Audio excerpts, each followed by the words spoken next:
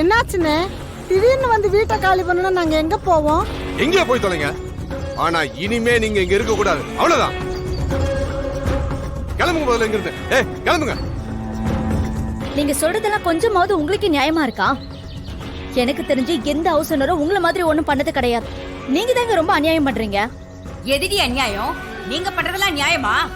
என் பொண்ண உன் தம்பி நம்ப வச்சு கழுத்தறத்தானே, அது நியாயமா? என் பையனை மயக்கி உன் தங்கச்சி தாலி கட்டிட்டாலே, அது நியாயமா?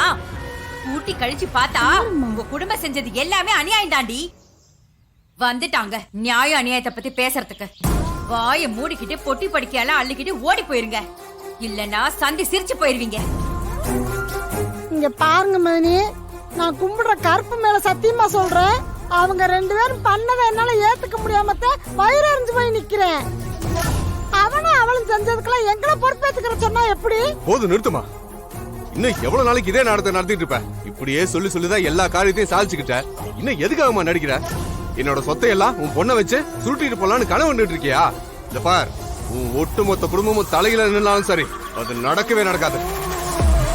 ஒழுங்கு முறையதே வீட்டை காலி பண்ணிட்டு போனா காது வச்ச மாதிரி எல்லாத்தையும் முடிச்சுக்கலாம். இல்லன்னா போலீஸ வர வச்சு தெருவே பாக்குற மாதிரி நாரடிச்சு சந்தி சிரிக்க வச்சு வீட்டுல இருக்கிற சாமான் தூக்கி வெளியே போட்டுருவேன். ஜாக்கிரதை.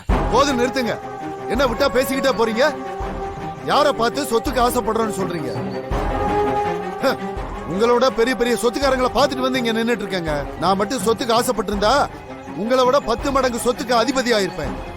கால் வயிறு கஞ்சியா இருந்தாலும் கஷ்டப்பட்டு குடிக்கணும்னு இன்னைக்கு வரைக்கும் விசுவாசத்தோட வாழ்ந்துகிட்டு இருக்கிறவன் நானு. என் பிள்ளை வேலுவையும் அப்படிதான் வளர்த்து வச்சிருக்கேன். அப்புறம் என்ன சொன்னீங்க? போலீஸ வர சொல்லுவீங்களா? வர சொல்லுங்க.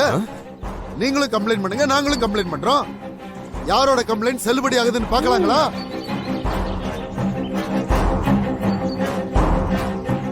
இங்க பாருங்க, நீங்க சொன்னாலும் சொல்லாட்டாலும் நாங்களே இந்த வீட்டை காலி பண்ணிட்டு தான் போறோம்.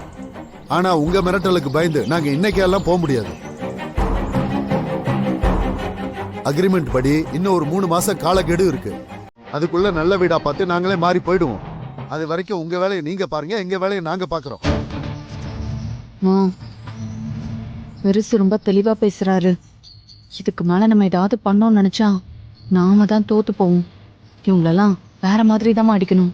நீ அப்பாவை கூப்பிடு, நம்ம போயிடலாம். ஒண்ட வந்த பிடாரி ஊர் பிடாரிய விரட்டிச்சான். அந்த மாதிரி ஆயிடுச்சு எங்க கதை.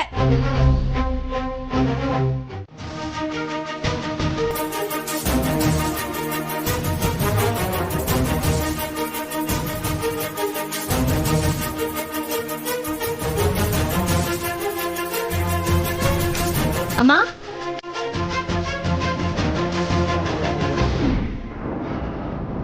அம்மா எங்க இருக்காங்க? சரி, கிச்சன்ல பாப்போம்.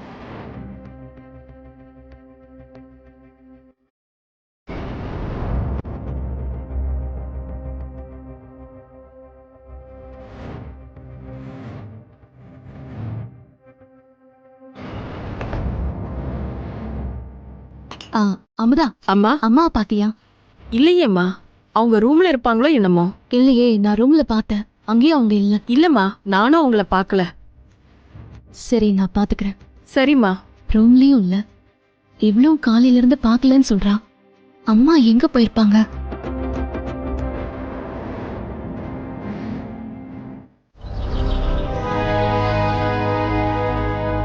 வள்ளி, இப்ப நீ எதுக்கு வெளியில வந்த? வேதநாயக அம்மாக்கு தெரிஞ்ச பிரச்சனை இன்னும் பெருசாக்கிடுவாங்க. நீ உள்ள போ. அதெல்லாம் பார்க்க மாட்டாங்க. அவங்களுக்கு தெரியாம தான் வந்திருக்கேன். திரும்பவும் போய் என் ரூம் எல்லாம் பார்க்க மாட்டாங்க. நீ முதல்ல அம்மா எங்க இருக்காங்கன்னு கேளு. பாவம் இல்லையா அவங்க? எத்தனை தடவை தான் இந்த வேதநாயக அம்மாட்ட தோத்துட்டே இருப்பாங்க. நம்ம இல்லாதப்ப அவங்க தோத்து போனது கூட பிரச்சனை இல்லை. ஆனா இப்ப நம்ம 2 பேர் இருக்கும்போதே அவங்க தோத்து போய் வீட்டை விட்டு வெளியில போயிருக்கிறத என்னால ஏத்துக்கவே முடியல. வேளா, நீ என்ன நினைச்சு இப்படி எல்லாம் பேசிட்டு இருக்க? அம்மா வீட்டை விட்டு வெளியே போயிட்டா தோத்து போயிட்டு தான் ஆகுமா? இல்ல நாம தான் அப்படி விட்டுருவோமா? முதல்ல அவங்க எங்க இருக்காங்கன்னு தேடி பார்த்து திரும்பவும் வீட்டை கூட்டிட்டு வருவோம். அதுக்கப்புறம் இந்த வெற்றி தோல்வியை பத்தி எல்லாம் பேசிக்கலாம். இல்ல வள்ளி, தப்பு ஏன் மேலதான். அவ்வளோ பெரிய பிரச்சனை நடந்ததுக்கு அப்புறம் ஜானகியத்தை தனியா விட்டுட்டு போயிருக்கவே கூடாது. அவங்க தனியா இருந்ததை சரியா யூஸ் பண்ணி அந்த வேதநாயகமா கேம் ஆடிட்டாங்க. நான் அவங்களை விட்டுருக்கவே கூடாது வள்ளி. மறுபடியும் எதுக்கு நீ இப்படி பேசிட்டு இருக்க? இப்படி உடைஞ்சு பேசுறதுனால நல்லது எதுவும் நடக்க போதா? இல்ல வெளியே போன அம்மா தான் திரும்ப வர போறாங்களா? முதல்ல இப்படி நடந்ததையே நினைச்சு கவலைப்படுறதை நிறுத்திட்டு அடுத்து என்ன பண்ணலாம்னு யோசி. எப்போ நீ அப்படிதானே பண்ணுவ, இப்பயே இப்படி தடுமாறி நிக்கிற. இங்க பாரு வேலா, இப்ப நம்ம வேதநாயகி அத்தையோட அஸ்திவாரத்துல கை வைக்க ஆரம்பிச்சிருக்கோம்.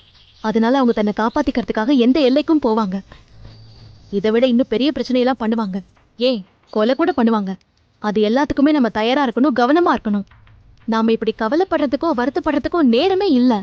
நீ முதல்ல அம்மாவுக்கு கால் பண்ணி அவங்க எங்கன்னு கேட்டு உடனே போய் கூட்டிட்டு வா.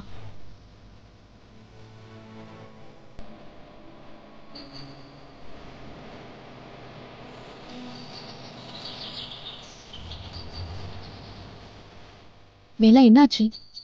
இரு.